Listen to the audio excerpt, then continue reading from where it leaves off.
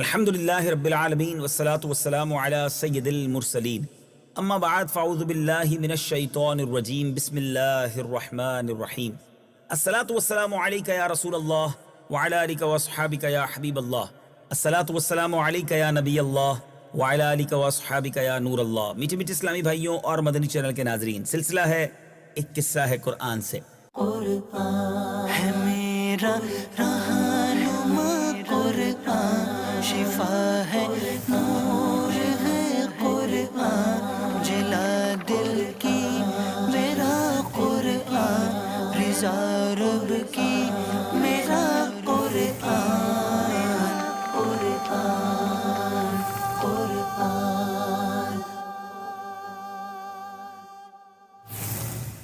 آج قرآن پاک کا قصہ بھی سننا ہے اور اس قصے کے ذریعے بہت زبردست سبق بھی لینا ہے۔ بہت سے لوگ بہت لوگوں کا مذاق اڑاتے ہیں، دل آزاریاں کرتے ہیں۔ آج آئیے قرآن سے سیکھتے ہیں مذاق اڑانا کیسا۔ حضرت ثابت بن قیس رضی اللہ تعالیٰ عنہ کچھ اونچا سنتے تھے، اس لیے جب وہ مجلس میں حاضر ہوتے تو صحابہ انہیں آگے جگہ دے دیا کرتے تھے۔ ایک دن جب وہ دربار رسالت صلی اللہ تعالیٰ علیہ وسلم میں آئے تو مجلس پر ہو چکی تھی، لیکن وہ لوگوں کو ہٹاتے ہوئے نبی پاک علیہ السلام کے قریب پہنچ گئے، مگر پھر بھی ایک آدمی ان کے اور نبی پاک کے درمیان رہ گیا۔ حضرت ثابت بن قیس نے ان کو بھی ہٹانا چاہا، لیکن وہ شخص اپنی جگہ سے بالکل نہیں ہٹا۔ تو حضرت ثابت بن قیس رضی اللہ تعالیٰ عنہ نے غصے میں بھر کر پوچھا کہ تم کون ہو؟ تو شخص نے کہا میں فلاں آدمی ہوں۔ سن کر حضرت ثابت بن قیس رضی اللہ تعالیٰ عنہ نے حقارت کے لہجے میں کہا اچھا تو فلانی عورت کا لڑکا ہے؟ یہ سن کر اس شخص نے شرمندہ ہو کر سر جھکا لیا، اس کو بڑی تکلیف ہوئی۔ حضرت ضحاک سے منقول ہے کہ قبیلہ بنی تمیم کے کچھ لوگ بہترین پوشاک پہن کر بصورت وفد پیارے آقا علیہ السلام کی بارگاہ میں آئے۔ جب ان لوگوں نے اصحاب صفہ کے غریب و مفلس مسلمانوں کو فرسودہ حال دیکھا تو ان کا مذاق اڑانے لگے کہ حضرت انس رضی اللہ تعالیٰ عنہ نے فرمایا کہ حضرت عائشہ رضی اللہ تعالیٰ عنہا نے حضرت ام المومنین بی بی صفیہ رضی اللہ تعالیٰ عنہا کو ایک دن یہودیہ کہہ دیا تھا، جس سے ان کو بہت رنج و صدمہ ہوا۔ جب نبی پاک علیہ السلام کو معلوم ہوا تو حضرت بی بی عائشہ رضی اللہ تعالیٰ عنہا پر وہ بہت زیادہ انہوں نے ناراضگی کا اظہار فرمایا اور حضرت بی بی صفیہ کی دل جوئی کے لیے فرمایا تم ایک نبی یعنی حضرت ہارون علیہ السلام کی اولاد میں ہو، اور تمہارے چچاؤں میں بھی ایک نبی حضرت موسیٰ علیہ السلام ہیں، اور تم ایک نبی کی بیوی بھی ہو یعنی میری زوجہ ہو۔ اس موقع پر ان آیات کا نزول ہوا۔ بہرحال وہ آیات کون سی ہیں آئیے سنتے ہیں۔ يا أيها الذين آمنوا لا يسخر قوم من قوم عسى أن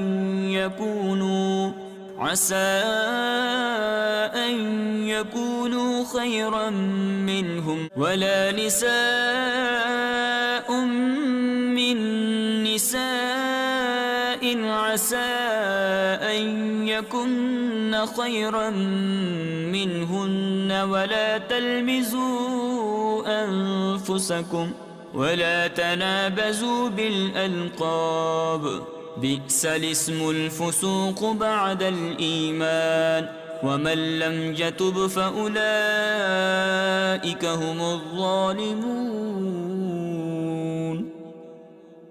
اے ایمان والوں، مرد دوسرے مردوں پر نہ ہنسیں، ہو سکتا ہے کہ وہ ان ہنسنے والوں سے بہتر ہوں، اور نہ عورتیں دوسری عورتوں پر ہنسیں، ہو سکتا ہے کہ وہ ان ہنسنے والیوں سے بہتر ہوں، اور آپس میں کسی کو طعنہ نہ دو اور ایک دوسرے کے برے نام نہ رکھو۔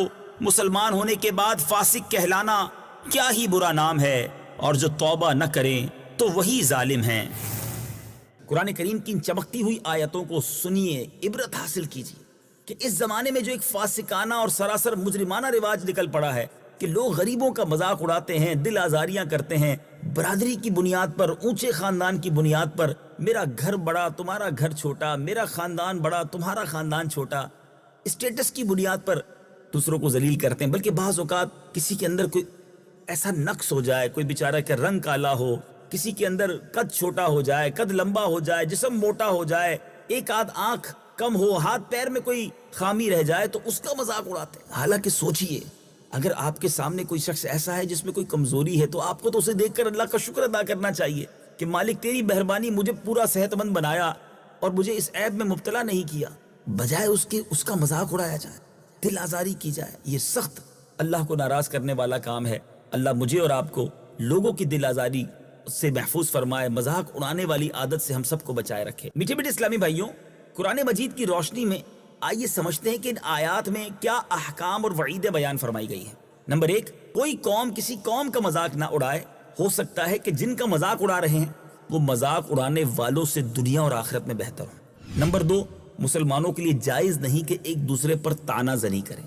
نمبر 3، مسلمانوں پر حرام ہے کہ ایک دوسرے کے لیے برے برے نام رکھیں۔ نمبر 4، جو ایسا کرے وہ مسلمان ہو کر فاسق ہے۔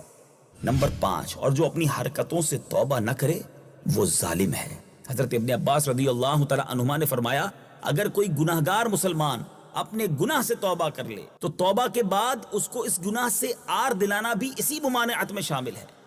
اسی طرح کسی مسلمان کو کتا، گدھا، معاذ اللہ سور کہہ دینا بھی ممنوع ہے، یا کسی مسلمان کو ایسے نام یا لقب سے یاد کرنا جس میں اس کی برائی ظاہر ہوتی ہو یا اسے ناگوار ہوتا ہو، یہ ساری صورتیں بھی اسی ممانعت میں شامل ہیں۔ حضرت عبداللہ ابن مسعود رضی اللہ تعالیٰ عنہ نے فرمایا، اگر میں کسی کو حقیر سمجھ کر اس کا مذاق بناؤں تو مجھے ڈر لگتا ہے کہ کہیں اللہ تبارک و تعالیٰ مجھے کتا نہ بنا دے۔ یہاں وہ لوگ درس سے عبرت حاصل کریں جو مذاق اڑاتے ہیں، خدا را ایسا نہ کریں، کہیں ایسا نہ ہو آج کسی کا مذاق اڑا رہے ہیں کل آپ کا مذاق اڑایا جائے۔ میٹھے میٹھے اسلامی بھائیو، اپنے موضوع کو ایک اور طرف لیے چلتے ہیں۔ آج ایک ایسی دھات کے بارے میں جانتے ہیں جو آسمان سے اتری ہے، میں اور آپ اس کا بہت استعمال کرتے ہیں، ہمارے گھر، ہماری بہت ساری چیزیں اس کے بغیر بن نہیں سکتی۔ وہ کون سی دھات ہے؟ قرآن مجید میں پہلے سنتے ہیں۔ بالقسط وأنزلنا الحديد فيه بأس شديد ومنافع للناس، اور ہم نے لوہا اتارا، اس میں سخت لڑائی کا سامان ہے اور لوگوں کے لیے فائدے ہیں۔ جی میرے میٹھے اسلامی بھائیوں، حضرت عبداللہ ابن عباس رضی اللہ تعالیٰ عنہ سے مروی ہے کہ جب حضرت آدم علیہ السلام جنت سے روئے زمین پر تشریف لائے تو لوہے کے 5 اوزار اپنے ساتھ لائے، ہتھوڑا، نہائی، سنسی، ریتی اور سوئی۔ اور دوسری روایت ہے کہ انہی یعنی حضرت عبداللہ ابن عباس رضی اللہ تعالیٰ سے یہ روایت مروی ہے کہ حضرت آدم علیہ السلام کے ساتھ 3 چیزیں زمین پر نازل ہوئیں، حجر اسود، عصائے موسوی اور لوہا۔ حضرت عبداللہ ابن عمر رضی اللہ تعالیٰ عنہ سے روایت ہے کہ انہوں نے کہا کہ نبی پاک علیہ السلام نے فرمایا، 4 برکت والی چیزیں اللہ تعالیٰ نے آسمان سے نازل فرمائی ہیں، لوہا، آگ، پانی اور نمک۔ سبحان اللہ۔ حضرت عبداللہ ابن عباس رضی اللہ تعالیٰ عنہما کی روایت میں ہے کہ لوہا جنت سے زمین پر آیا۔ حضرت عبداللہ ابن عمر کی روایت میں یہ بھی ہے کہ لوہا آسمان سے نازل ہوا۔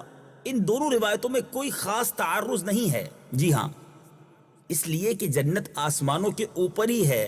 لوہا جب جنت سے اترا تو آسمان سے ہی زمین پر اترا۔ لوہا ایک ایسی دھات ہے کہ ہر صنعت کے آلات اس سے بنتے ہیں، ہر قسم کے آلات جنگ بھی اسی سے تیار ہوتے ہیں۔ انسانوں کی ضروریات کے ہزاروں سامان ایسے ہیں جو بغیر لوہے کے تیار ہی نہیں ہو سکتے۔ اس لیے قرآن مجید میں فرمایا گیا وَمَنَافِعُ لِلنَّاسِ کہ اس لوہے میں لوگوں کے لیے بے شمار فوائد و منافع ہیں۔ بہرحال لوہا اللہ تبارک و تعالیٰ کی نعمتوں میں سے ایک بہت بڑی نعمت ہے، لہٰذا لوہے کا ہر سامان دیکھ کر اللہ تبارک و تعالیٰ کی اس نعمت کا شکر بھی ادا کرنا چاہیے۔ کیا بات ہے میرے رب کی نعمتوں کی، جبھی تو قرآن ہی کہتا ہے فَبِأَيِّ آلَاءِ رَبِّكُمَا تُكَذِّبَانِ۔